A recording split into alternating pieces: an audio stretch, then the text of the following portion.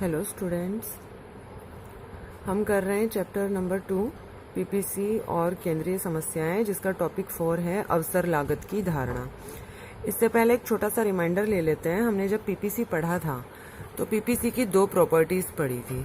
आप यहाँ देख सकते हैं साइड में मैंने एक पीपीसी कर्व बनाया है और ये कर्व की विशेषता क्या है। आप देखें कि पहली विशेषता ये है कि पीपीसी का जो ढलान है वो बाईं से दाईं और ऊपर से नीचे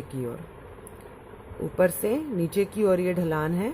और दूसरी जो विशेषता ये है कि पीपीसी का जो ढलान है, आप देखेंगे ये मूल बिंदु होता है, ये जो 0 ओरिजिन पॉइंट है, इसके नतोदर है, झुका हुआ इस तरफ। देखिए 3 तरह की नीचे की ओर जब हम कर्व बनाते हैं तो 3 तरह के कर्व हो सकते हैं। मैं यहाँ साइड में बना देती हूँ। एक तो या तो आप एक सरल सीधी रेखा बनाएं, या ये मूल बिंदु के नतोदर, या इसे कहते हैं मूल बिंदु से उन्नतोदर। ये 3 तरह की स्थितियां होती है। लेकिन ये कर्व कैसा बना आप देख सकते हैं, ये मूल बिंदु के नतोदर है, जिसका कारण ये बढ़ती हुई अवसर लागत। लेकिन अब बढ़ती हुई अवसर लागत क्या है, इसके लिए हम समझते हैं कि अवसर लागत क्या है। अवसर लागत का कॉन्सेप्ट समझते हैं। तो देखिए बेसिकली अवसर लागत क्या होती है। हमारे पास किसी भी एक वस्तु को इस्तेमाल करने के लिए बहुत सारे विकल्प होते हैं। जैसे हम बिजली का यूज़ करते हैं तो बिजली के लिए हमारे घर में बहुत सारे अप्लायंसेस हैं जिसको हम बिजली का इस्तेमाल करके चला सकते हैं। हम पंखा चला सकते हैं, एसी चला सकते हैं, हम फ्रिज चलाते हैं, हम टीवी चलाते हैं। तो बहुत सारे विकल्प हैं, ठीक है। लेकिन अगर उनमें से आपको किसी एक को चुनना हो कि नहीं, आपको बिजली का इस्तेमाल केवल एक चीज़ के लिए करना है, क्योंकि बिजली की कॉस्टिंग आपको बहुत ज़्यादा पड़ गई है और ऑब्वियसली बिजली की शॉर्टेज है। अब जैसे मान लीजिए लाइट चली जाती है और इन्वर्टर पे हमारी बिजली है, तो हम कैसे सारे स्विचेस ऑफ करते हैं और हम क्या करते हैं, उस समय जो सबसे ज़्यादा ज़रूरी है हम उसी अप्लायंस को चलाते हैं। मान लीजिए गर्मी का मौसम चल रहा है और इन्वर्टर पे आप पंखा और टीवी दोनों चलाना चाहते हैं, लेकिन आप दोनों में से एक को ही चलाएंगे। अगर आपने पंखे को चुनकर टीवी का त्याग किया तो वो आपने अवसर लागत क्या पड़ी आपको, पंखे की अवसर लागत आपको पड़ी टीवी का बंद करना। इस बात को और समझते हैं कि मान लीजिए आपने कहीं जॉब लेनी है और आपके पास 2-3 अपॉर्चुनिटीज़ हैं। आपको 2-3 ऑफ़र आती है। एक जगह आपकी बैंक में नौकरी लग गई, एक जगह आपकी स्कूल में नौकरी लग गई। तो आप क्या कंपैरिजन करते हैं, आपको बैंक में मिल रहे हैं 12,000 रुपये पर मंथ और स्कूल की नौकरी में मिले 10,000 रुपये पर मंथ। आपने क्या किया, ऑब्वियसली आप सबसे बेस्ट ऑप्शन चुनेंगे। आप सैलरी के हिसाब से हम देखें तो बैंक में जाएंगे 12,000। तो आपने त्याग किसका किया, अगर आप बैंक की नौकरी ना चुनते तो आप वो स्कूल की 10,000 वाली नौकरी कर सकते थे। आपने त्याग किया उस 10,000 वाली नौकरी का, वो आपकी अवसर लागत पड़ी।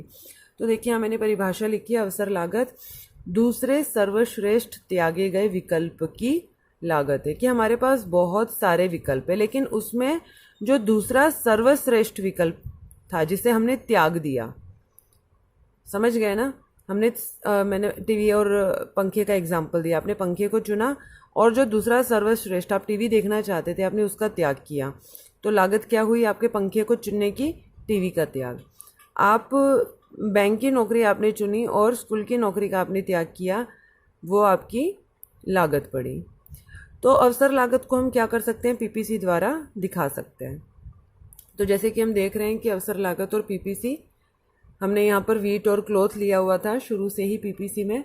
और अगर हम उत्पादन के सारे साधन क्लॉथ में लगाते तो हम 12 घंटे प्रोड्यूस करते हैं और उत्पादन के सारे साधन वीट पर लगाते तो हम 6 टन वीट प्रोड्यूस करते हैं।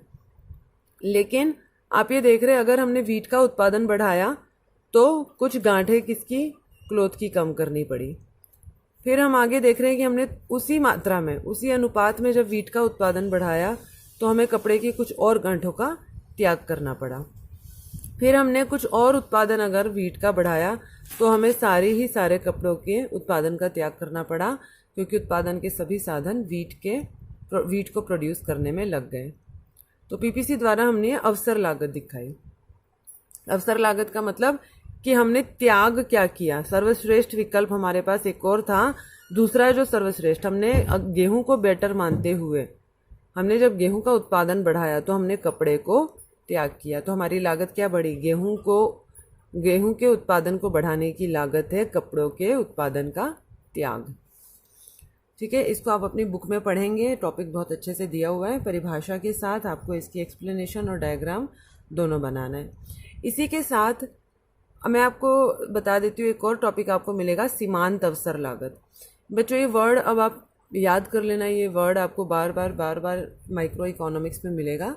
सीमांत अवसर लागत का मतलब है एक्स वस्तु की अतिरिक्त इकाई के लिए वाई वस्तु के उत्पादन की मात्रा में होने वाली कमी। आप ये देखिए, आपने एक्स वस्तु का उत्पादन जब आपने एक्स वस्तु का उत्पादन बढ़ाया तो वाई मात्रा में कितनी कमी आई। तो एक अतिरिक्त उत्पादन के लिए, किसी भी एक वस्तु के अतिरिक्त उत्पादन के लिए या अतिरिक्त इकाई के लिए हमें जो वाई वस्तु का त्याग करना पड़ा, कितनी मात्रा का त्याग करना पड़ा, वही कहलाता है सीमांत अवसर लागत।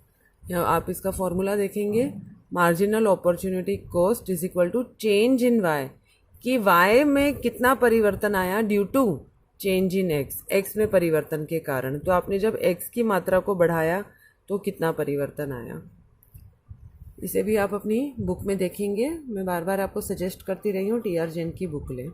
लेकिन यहाँ पर अब एक क्वेश्चन जो रह गया, प्रॉपर्टी में हमने किया था बढ़ती अवसर लागत के मूल बिंदु के नतोदर क्यों है। बढ़ती, आप यहाँ देखिए, बढ़ती अवसर लागत का मतलब क्या है।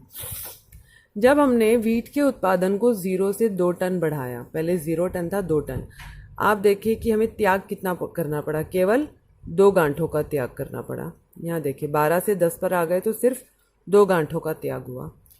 बाद में हमने वापस से 2 टन का उत्पादन जब बढ़ाया, अब हमें त्याग करना पड़ा 10 से 6 गांठें, यानी कि अब त्याग हो गया 4 गांठों का। और इसके बाद जब 2 और टन हमने वीट का उत्पादन बढ़ाना चाहा तो अब हमें त्याग करना पड़ेगा पूरे 6 गांठों का।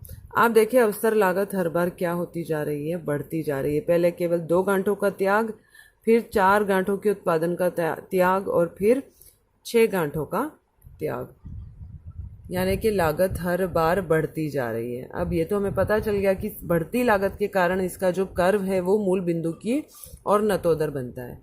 आपको ये भी बता देती हूँ कि ये अवसर लागत बढ़ती क्यों है। देखिए, जब उत्पादन के साधन यहाँ से निकाल कर यहाँ लगाएं तो कॉस्टिंग ज़्यादा पड़ती है, मूव करने की, गति करवाने की, एक जगह से निकालकर दूसरी जगह निकालने की जो गति भी ज़्यादा पड़ती है। और आप ये देखेंगे कि पहले की तुलना में हमें ज़्यादा मजदूर काम पर लगाने पड़ेंगे, ज़्यादा लेबर वहाँ से काम पर लगानी पड़ेगी, क्योंकि एक वस्तु के उत्पादन में, मान लीजिए यहाँ पर कपड़ों का उत्पादन वो कर रहे थे और बहुत अच्छा काम वो कर रहे थे, लेकिन वहाँ से जब हटाकर लगाया, पहले हमने वहाँ से बहुत अच्छे जो लेबर है या जो स्किल्ड है लेबर, उसे छांट लिया जिसे गेहूं का काम भी आता था।